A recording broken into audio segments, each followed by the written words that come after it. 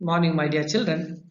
In the previous class, I have given you the information related to the concept of the women entrepreneurs based on the gender and the different problems will be faced by an woman entrepreneur. So, women entrepreneur ಆದ ನಂತರ next and the last topic ನಮ್ಗೆ ಇರ್ತಕ್ಕಂಥದ್ದು first chapter ಅಲ್ಲಿ that is called as entrepreneurship, that is the process of identifying an opportunity in a marketplace in doing up of his own business. ಇಲ್ಲಿ the entrepreneurship is a process of identifying and doing of the business in a marketplace ಅಲ್ವಾ. So market place ಅಲ್ಲಿ business ಅನ್ನ ಮಾಡ್ತಕ್ಕಂತ ಒಂದು process ಗೆ ಎಂಟ್ರಪ್ರನ್ಯೂರ್ಶಿಪ್ ಅಂತ ಹೇಳ್ಬಿಟ್ಟು ಕರಿತೀವಿ.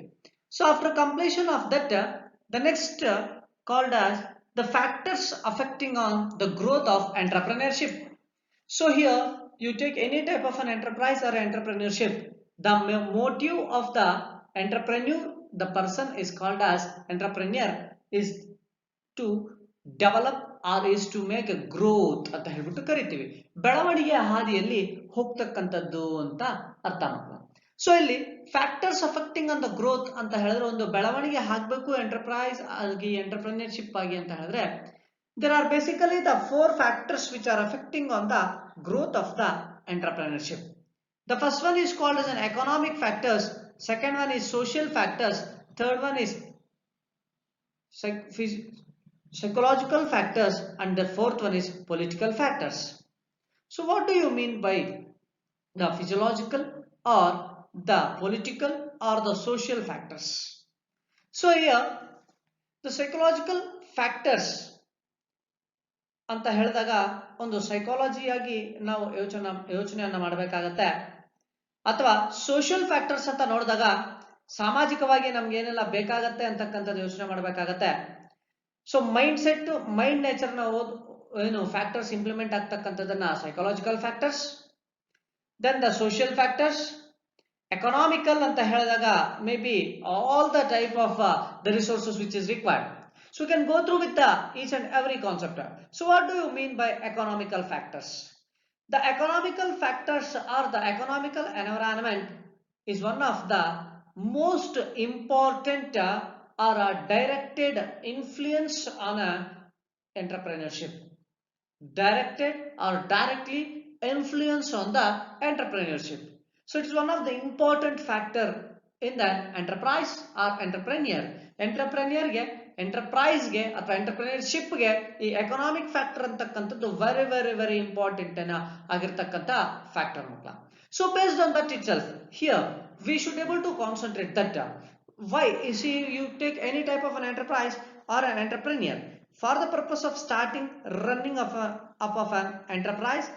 Here we need a basic things may be called as the raw material, capital, labor and the marketing. ನೋಡಿ, ನಾವೊಂದು ಸಂಸ್ಥೆಯನ್ನ ಎಂಟರ್ಪ್ರಿನಿಯರ್ ಆಗಿ ನಾವೊಂದು ಓನರ್ ಆಗಿ ಎಂಟರ್ಪ್ರೈಸ್ ಅನ್ನ ಪ್ರೋಸೆಸ್ ಅಲ್ಲಿ ನಡ್ಸ್ಕೊಂಡು ಹೋಗ್ಬೇಕಂದ್ರೆ ಬೇಸಿಕ್ ಆಗಿ ಎಕನಾಮಿಕಲಿ ನಮಗೇನ್ ಬೇಕು, ಕಚ್ಚಾ ವಸ್ತುಗಳು ಬೇಕು, ರಾ ಮೆಟೀರಿಯಲ್ಸ್ ಬಂಡವಾಳ ಬೇಕು, ಕ್ಯಾಪಿಟಲ್, ಲೇಬರ್ ಕೆಲಸಗಾರರು ಬೇಕಾಗತ್ತೆ, ದೆನ್ ಮಾರ್ಕೆಟಿಂಗ್ ಮಾರುಕಟ್ಟೆಯಲ್ಲಿ ವಸ್ತುಗಳನ್ನ ಸರಬರಾಜು ಮಾಡತಕ್ಕಂತ ಒಂದು ಪ್ರಕ್ರಿಯೆ ಮಾಡಬೇಕಾಗತ್ತೆ. So based on that, so in an economic factor, the raw materials are very very very important. How? See, for the purpose of doing up of an entrepreneurship, here the raw material may or may not be influenceable directly or indirectly. ಯಾಕೆ ಅಂತ ಹೇಳಿದ್ರೆ, so if there is no raw material there is no enterprise. Raw ಮೆಟೀರಿಯಲ್ಸೇ ಇಲ್ಲ ಅಂತ ಹೇಳಿದ್ರೆ ಅಲ್ಲಿ enterprise ಅಂತಕ್ಕಂಥದ್ದೇ ನಮಗೆ ಇರೋದಿಲ್ಲ. ಯಾಕೆ?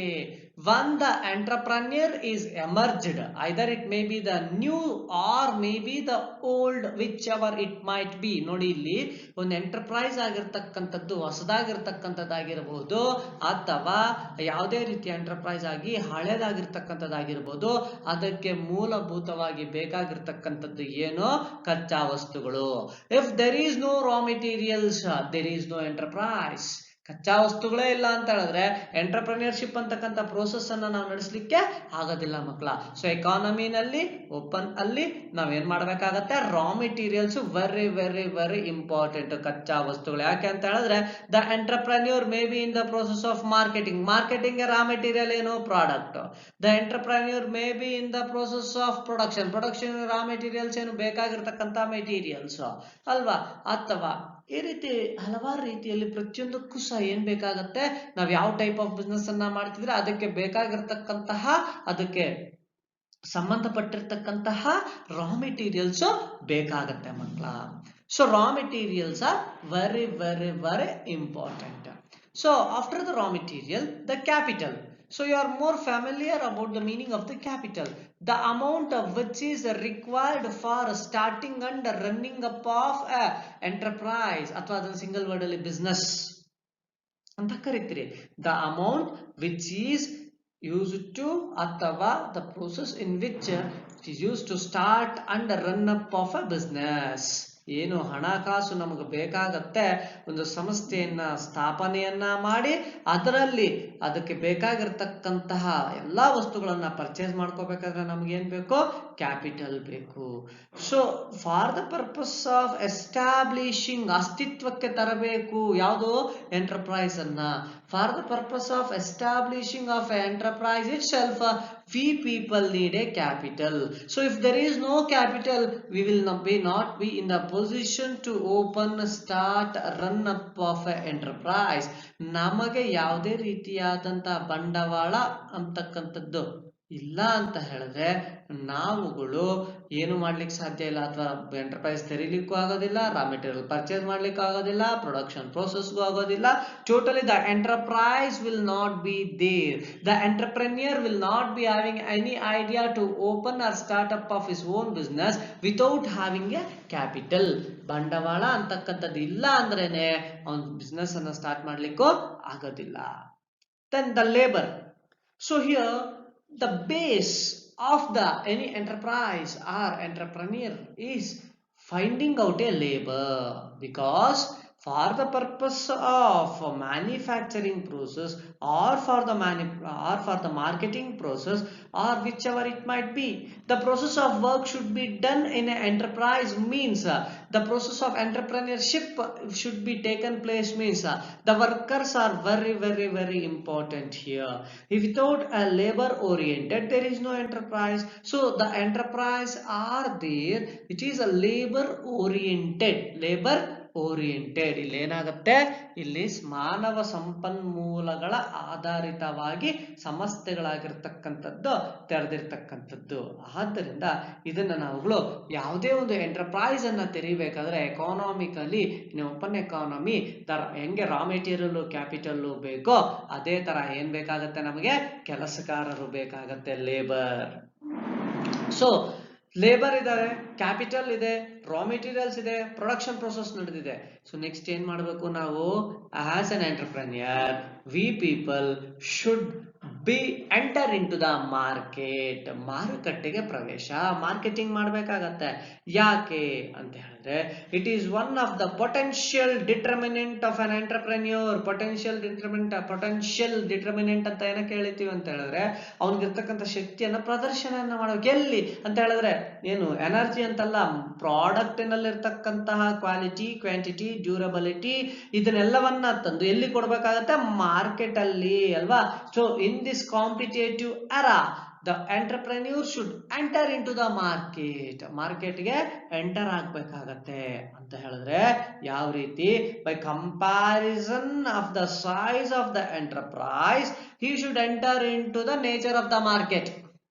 ಯಾವ ರೀತಿ ಸರ್, ಪ್ರೈಮರಿ ಮಾರ್ಕೆಟ್, ಸೆಕೆಂಡರಿ, ಟೆರ್ಷರೀಸ್ ಅಲ್ವಾ, ಅಥವಾ ಸ್ಮಾಲ್ ಅಥವಾ ಏನಂತ ಕರಿತೀವಿ ಪೆಟಿ ರಿಟೇಲರ್ಸ್ ಇರ್ತಕ್ಕಂಥ markets, wholesales, retails, APMC yards ಅಥವಾ ಇಂಟರ್ನ್ಯಾಷನಲ್ ಟ್ರೇಡ್ ಅಂತ ಹೇಳಿದ್ರೆ ಅವನ ಒಂದು ಬಂಡವಾಳ ಮತ್ತೆ ಅವನಲ್ಲಿರ್ತಕ್ಕಂಥ ವಸ್ತುಗಳ ಉತ್ಪಾದನೆ ಆಧಾರದ ಮೇಲೆ, ಪೊಟೆನ್ಶಿಯಾಲಿಟಿ ಮೇಲೆ ಏನ್ ಮಾಡ್ಬೇಕಾಗತ್ತೆ, ಎಂಟರ್ಪ್ರೆನ್ಯೂರ್ ಆಗಿರ್ತಕ್ಕಂಥವನು ಮಾರ್ಕೆಟಿಂಗ್ ಮಾಡ್ಬೇಕಾಗತ್ತೆ ಪ್ರಾಡಕ್ಟ್ಸ್ ಅನ್ನ. So very very important important ಆಗಿ ಎಂಟರ್ಪ್ರೈಸ್ ಅನ್ನ ತೆರಿಬೇಕಾದ್ರೆ ರಾ ಮೆಟೀರಿಯಲ್ಸ್ ಬೇಕು, ಕ್ಯಾಪಿಟಲ್ ಬೇಕು, ಲೇಬರ್ ಬೇಕು. ಸೊ ಅದಾದ ನಂತರ ಮ್ಯಾನುಫ್ಯಾಕ್ಚರ್ ಮಾಡಿರ್ತಕ್ಕಂಥ ಪ್ರಾಡಕ್ಟ್ ಅನ್ನ ನಾವೇನ್ ಮಾಡ್ತೀವಿ, ಮಾರ್ಕೆಟಿಂಗ್ ಅನ್ನ ಮಾಡ್ತೀವಿ.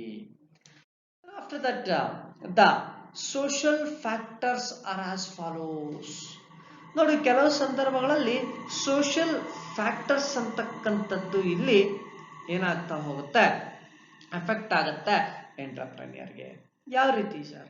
So it is also one of the important factor of an entrepreneurship.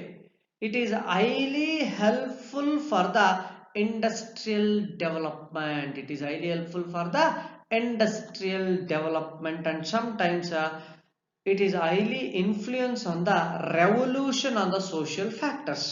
ಇಲ್ಲಿ ನಮ್ಮ ಒಂದು ಸಾಮಾಜಿಕ ಫ್ಯಾಕ್ಟರ್ಸ್ ಇಂದ ರೆವಲ್ಯೂಷನ್ ಸಹ ಆಗ್ತಕ್ಕಂಥದ್ದು. ಯಾಕೆ ಅಂತ ಹೇಳಿದ್ರೆ ನೋಡಿ, ನಾವು ಕ್ಯಾಸ್ಟು ಮತ್ತೆ ಫ್ಯಾಮಿಲಿ ಅಂತಕ್ಕಂಥದ್ದನ್ನ ಹೆಚ್ಚಿನ ಆದ್ಯತೆ ಕೊಡಬಾರದು ಸೊಸೈಟಿನಲ್ಲಿ. ಯಾಕೆ ಅಂತ ಹೇಳಿದ್ರೆ there are some of the cultural practices and values in every society.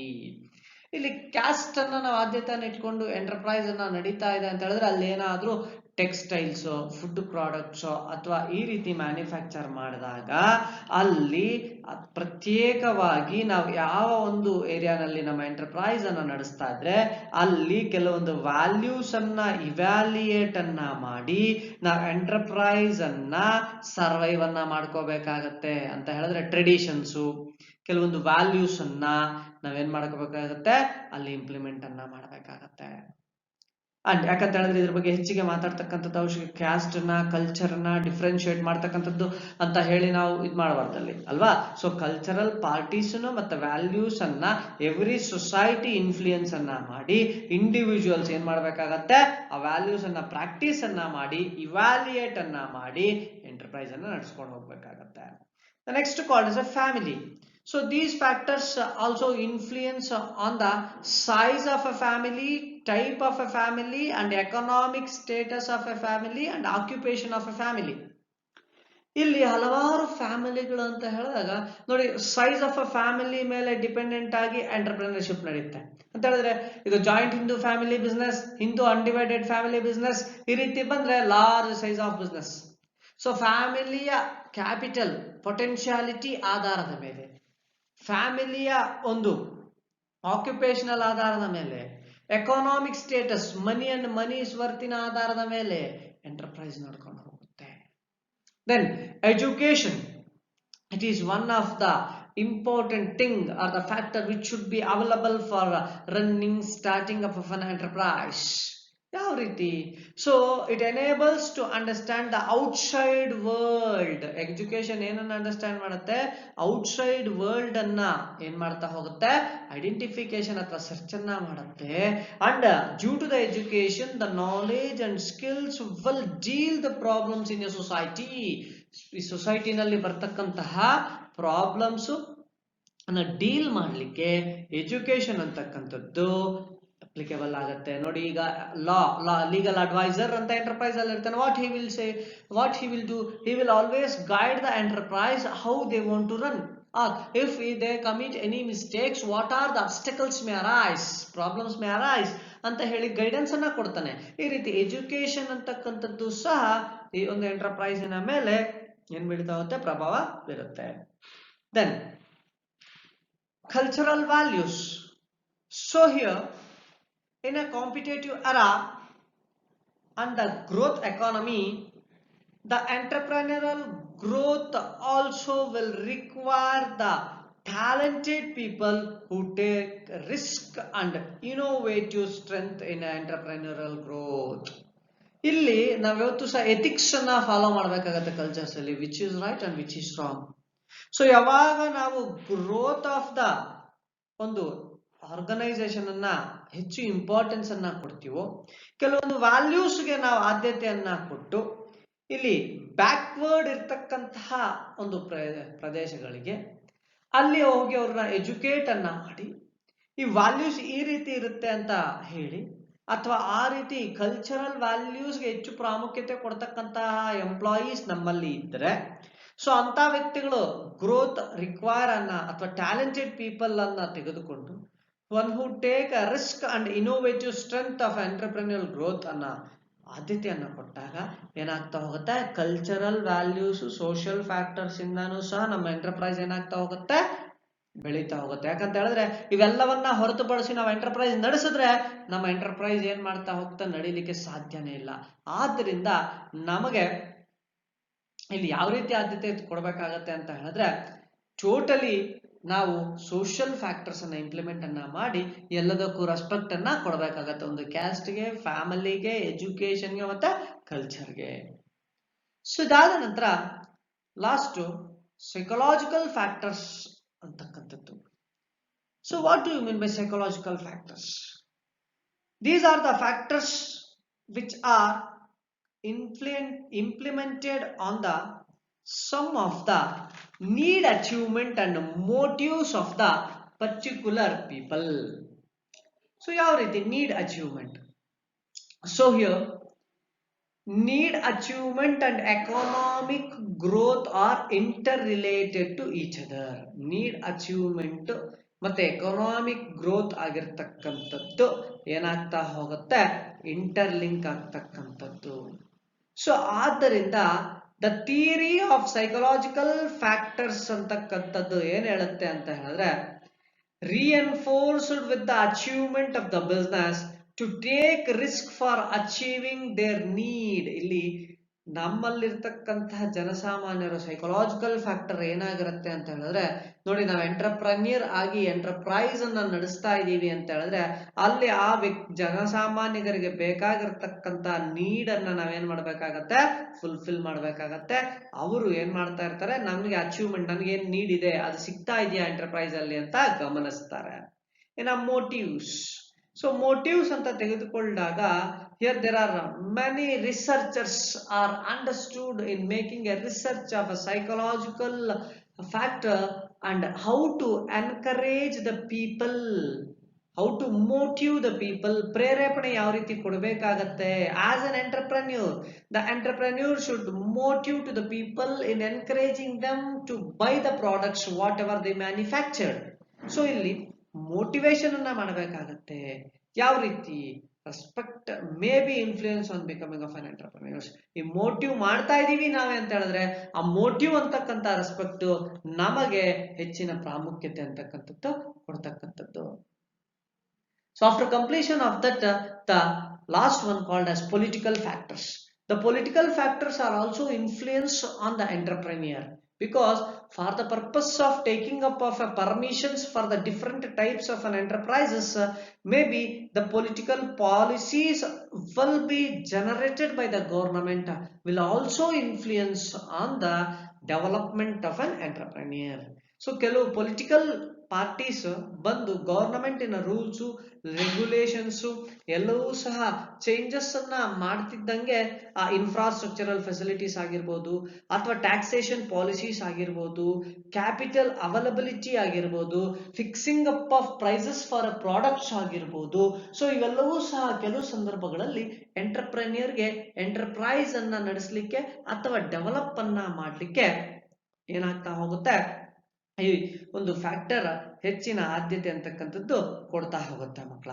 So these are the important factors which R influence on the development are the growth of an enterprises are the entrepreneurship. So the last topic, that is called as characteristic features of entrepreneurship and entrepreneurship process. ಇನ್ನು ಒಂದು class ಆದ್ರೆ ಈ ಒಂದು chapter wind up ಆಗುತ್ತೆ. ಪೂರ್ತಿ notes ಅನ್ನ ನಾನು provide ಮಾಡ್ತೀನಿ, ಅದನ್ನ ಬರೆದು ನನಗೆ ಪೂರ್ತಿ ಸಬ್ಮಿಟ್ ಮಾಡಿ ನೀವು ಪ್ರಿಪೇರ್ ಆಗ್ಬೇಕಾಗತ್ತೆ ಕಣ್ರು. ಓಕೆನಾ? I will be wind up the class now and I will be with you in the next upcoming video which tomorrow's class. Thank you. If you have any doubts, clarify it, my dear children.